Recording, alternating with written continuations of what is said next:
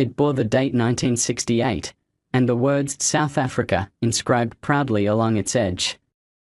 It was a 1-cent coin, worn but not forgotten, a piece of metal carrying a story larger than its size. This coin had once passed through many hands, some gentle, some rough.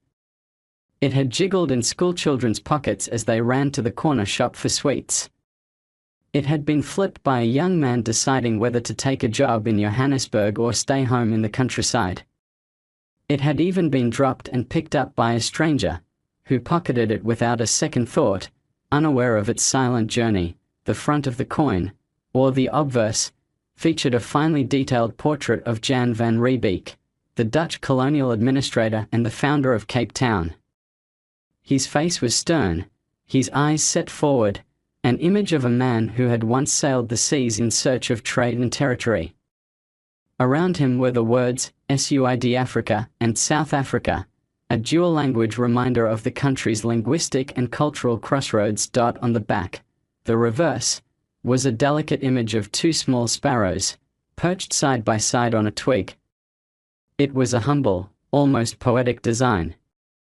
The sparrows did not shout power or pride, but something gentler, perhaps the quiet resilience of a nation still finding its way through turbulent decades. Below them was the simple 1C marking its value, a reminder that even the smallest denominations had their place in the economy and in everyday life. The year 1968 was not just another calendar mark. South Africa, at the time, was deep in the grip of apartheid. Racial segregation and inequality were woven into the fabric of daily life. The coin, like so many others in circulation, was used by people living in vastly different worlds, some with privilege, others with none. And yet, it passed equally between them, indifferent to color, class, or language. In a way, it was a quiet observer, present in shops, train stations, and schools. As history unfolded around it, over time, newer coins replaced the 1968 1-cent piece. Inflation and economic changes made it nearly obsolete. Many were melted down or forgotten, lost in drawers or buried in the soil. But for collectors, historians, or even curious children stumbling upon it in their grandparents' homes, the coin still holds value, not just in metal, but in memory. As the decades passed, the world around the coin changed. South Africa transformed in ways that would have once seemed impossible. The iron grip of apartheid began to crack, and by the early 1990s, it fell away completely. In 1994, Nelson Mandela was elected the first black president of a democratic South Africa. The country was reborn, its people stepping into a future they had long dreamed of. But the coin, that small 1968 1-cent piece, remained a silent reminder of everything that came before. For those who came across it in later years, it often sparked questions. What was life like when this coin was new? Who used it? Whose fingers had held it? Whose hands had passed it on in exchange for bread, stamps, or a ride on a city bus? Each scratch on its surface, each darkened edge, seemed to speak of human contact, fleeting but real. Some collectors, drawn to history more than value, began to seek it out. Not because it was rare, millions had been minted, but because it represented something grounded and personal. It was not a coin of kings or emperors. It was a coin of everyday people, of ordinary lives lived through extraordinary times. The coin's copper color, once bright and reflective, had deepened to a dull brown with age. Time had worn away its shine, but not its meaning. In fact, the wear only added to its character. Just like the people of South Africa, the coin had endured. Sometimes, a grandparent would pull it out of an old jar and hand it to a curious grandchild. This, they'd say, was what we used when I was your age. And a new story would begin, a personal one, filled with memories of life under strict rules, of long walks to school, of a world without mobile phones or credit cards, where a single cent could still buy a sweet or make a difference in someone's day. Placed side by side with modern coins, the 1968 1 cent seems almost impossibly small. Its value today is little more than symbolic. It cannot buy anything in a store.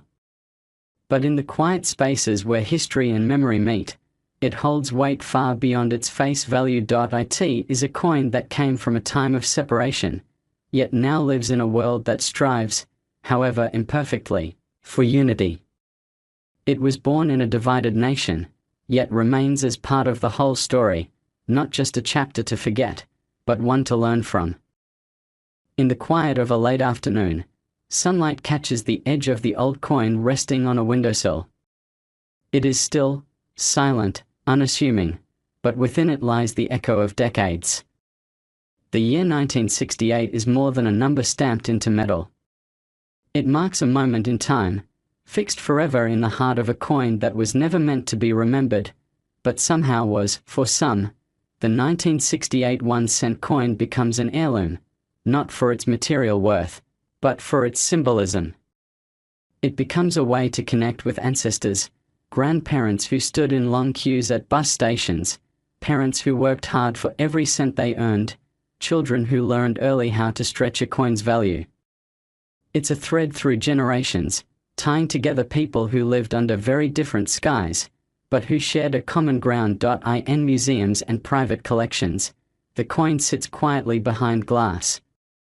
It is catalogued, numbered, and studied. Experts note the design, the detail in the sparrows, the precision of the text, the pattern of age. They talk about the alloy, the minting process, the historical context. But outside those rooms, in the hands of the ordinary collector or the curious child, the coin speaks in a different way. It does not need to be explained. It only needs to be held. Perhaps the most powerful thing about the 1968 1 cent coin is not that it witnessed history, but that it survived it.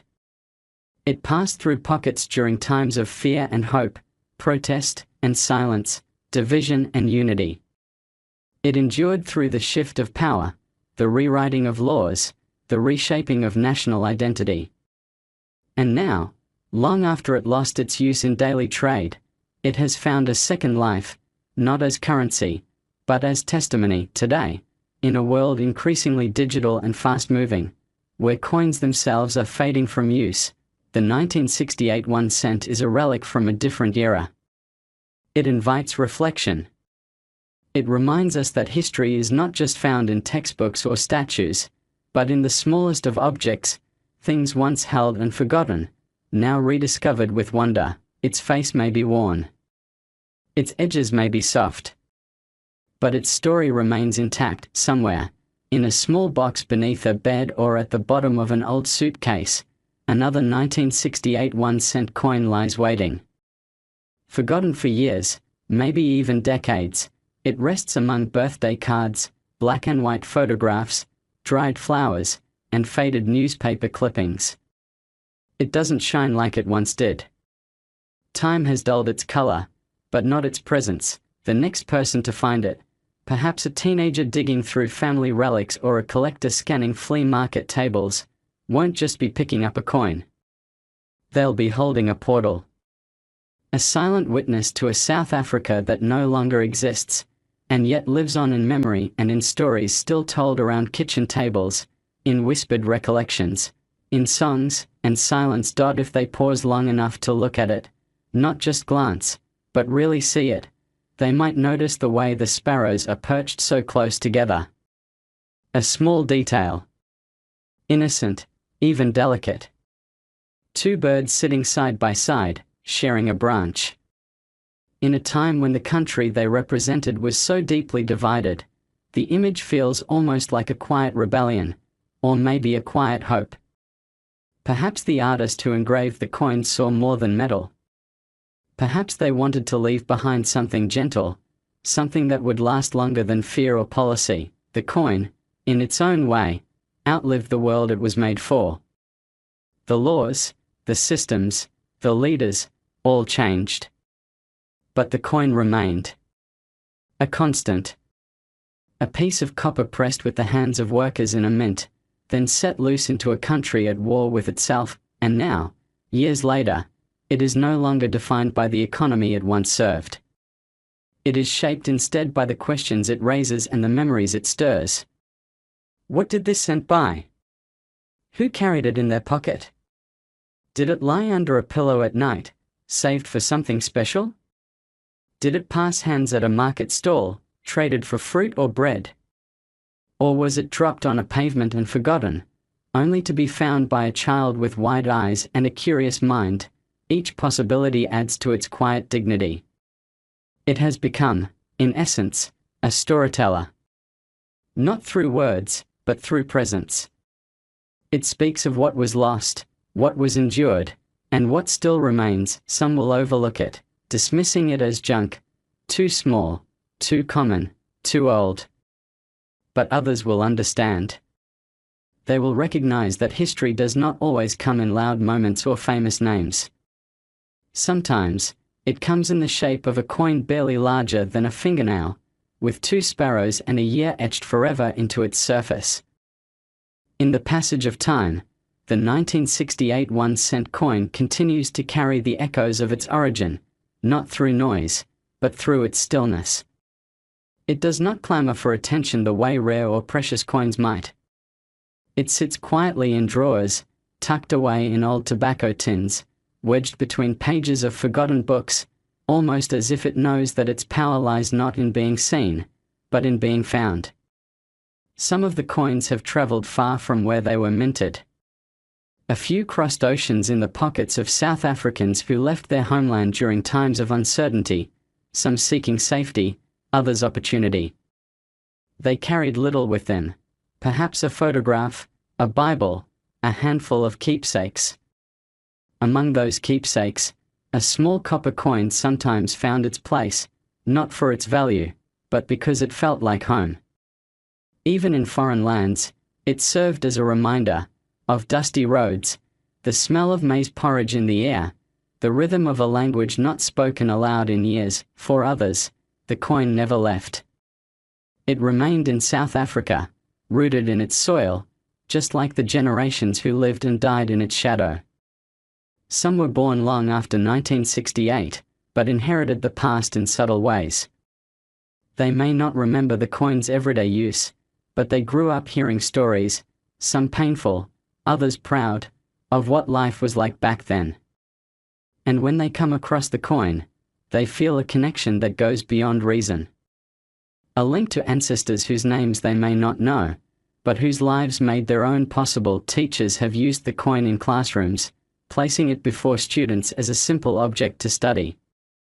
But before long, the lesson becomes more than history. The students hold the coin, feel its weight, and realize that they are not so far removed from the past. That just 2 or 3 generations ago, this small piece of metal was part of someone's daily reality.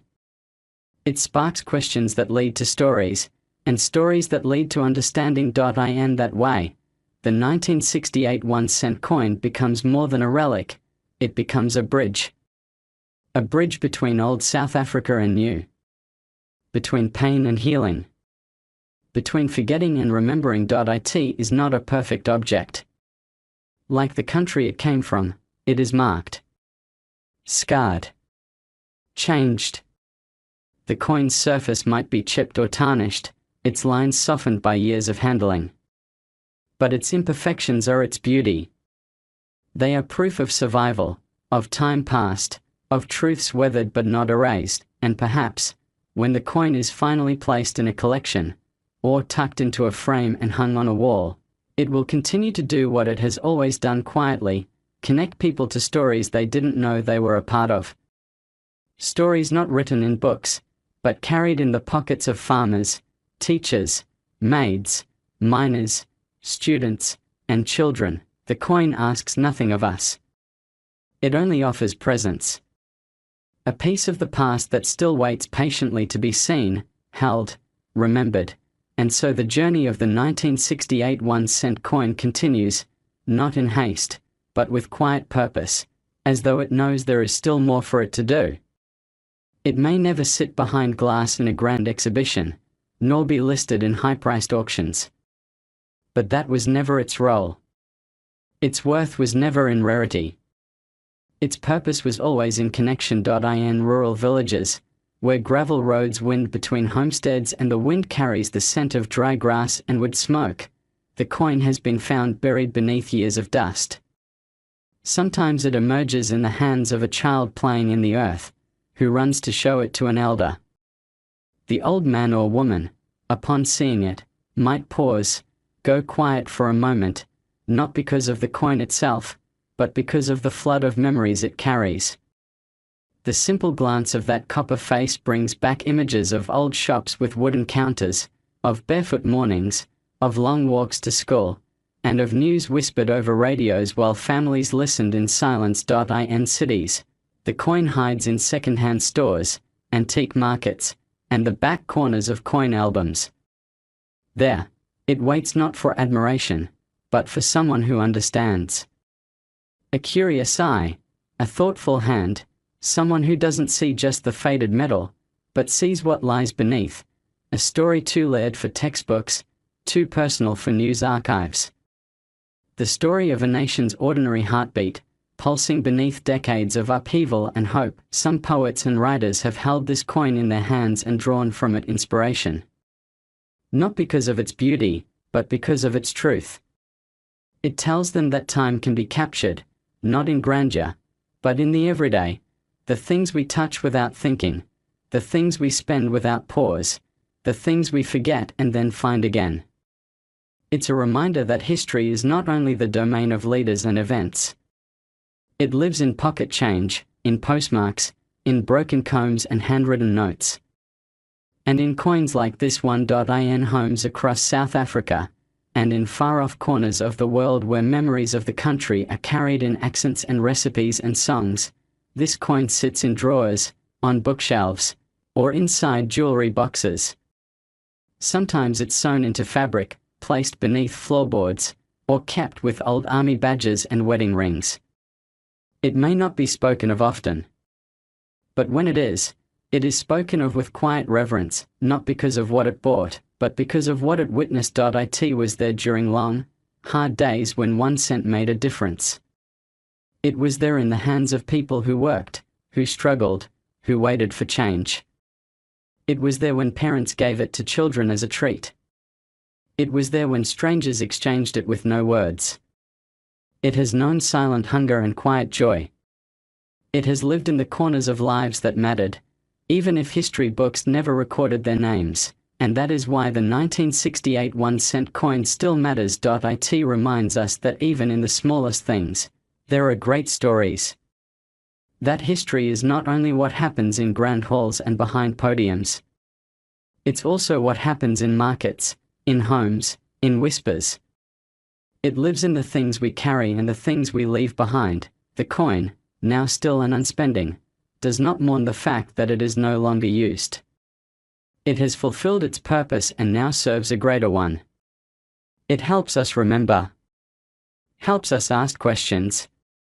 Helps us see how far we've come, and how far we still have to go. Perhaps one day, far in the future, someone will come across the 1968 1-cent coin in a place where no one expected it to be, tucked into the seam of an old wallet, lodged beneath a floorboard, or preserved inside a jar of curiosities in a museum no one visits often.